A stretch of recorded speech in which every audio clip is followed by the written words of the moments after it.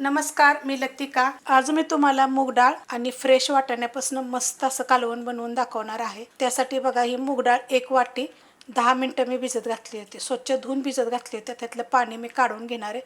नाही भिजवली तरी चालेल आणि भिजवली तरी पण चालेल. कढई गरम करत ठेवली, त्यामध्ये आपण तेल काढून घेऊया. तेल काढायचं आपल्याला अर्धी पळी, तुमच्या आवडीप्रमाणे थोडंसं कमी जास्त केलं तरी चालेल आणि गरम होऊन देऊया. तेल गरम झालेलं आहे. छोटा 1 चमचा टाकायचं मोहरी, छोटा 1 चमचा जिरं, हिंग पावडर, कढीपत्ता, एक मीडियम आकाराचा कांदा बारीक कापून घेतलेला आहे. थोडासा कांदा जास्त घातला तरी ह्याला आपण चालू शकतो, कमी घातला तरी पण चालू शकतो. कांदा भाजून घेऊया. कांदा हलकासा भाजलेला आहे. ह्याच्यामध्ये लसूण, आलं, हिरवी मिरची आणि कोथिंबीर असं कुटून घेतलेलं आहे. बारीक पेस्ट घेतली तरी चालेल. अर्धा इंच आलं आहे, 1 हिरवी मिरची, थोडीशी कोथिंबीर आणि 7 ते 8 लसणाच्या पाकळ्या. हे भाजून घेते चांगलं. मस्त असं परतून घेतलेलं आहे.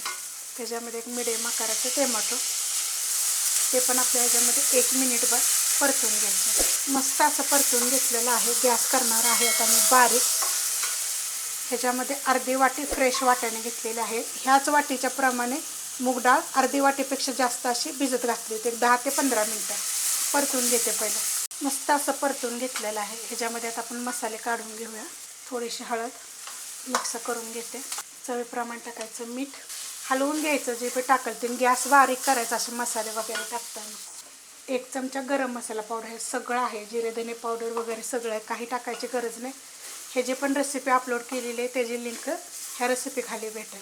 कोल्हापुरी मसाला 1 चमचा. ह्या चमच्याच्या प्रमाणे तुम्ही कोणता जरी टाकला तरी चालेल. कांदा लसूण मसाला वगैरे, फक्त ह्याच्यामध्ये कांदा लसूण खोबरं असं मी मिक्स केलेलं नाही आहे. सगळ्या रेसिपी अपलोड केलेल्या आहेत.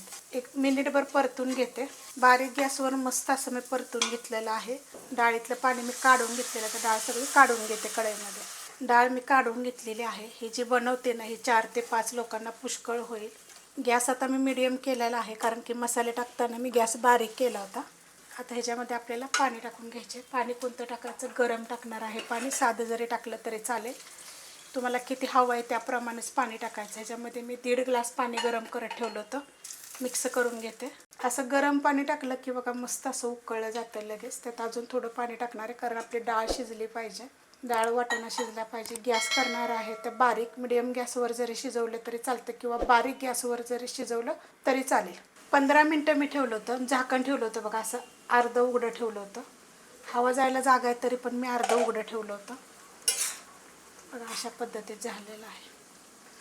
मस्त होतं आणि चवीला तर खूप छान लागतं बघा वाटाणा टाकल्यामुळे. आपण तर कायम काय काय वेगवेगळ्या पद्धतीनं रेसिपी मी दाखवते तुम्हाला. अजून जर तुम्हाला पातळ हवा असेल तर अजून पण पातळ करू शकता. एवढं घट्ट झालेलं आहे. भाताभर भाकरीभर खूप छान लागतं. वरून टाकायची थोडीशी कोथिंबीर, आपण कुटून पण घातली होती, कुटून घालायची आणि देठं घालायची.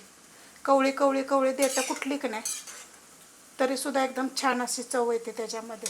आणि आपण काय करतो, देठं फेकून देतो, तर अशा पद्धतीत कुटून टाकायचे भाजीमध्ये. मस्त झालेलं आहे बघा. आणि एकदम झटपट रेसिपी तुम्हाला मी दाखवते. रेसिपी आवडली तर लाईक करा, सबस्क्राईब करा, कमेंट करा आणि शेअर बी करा.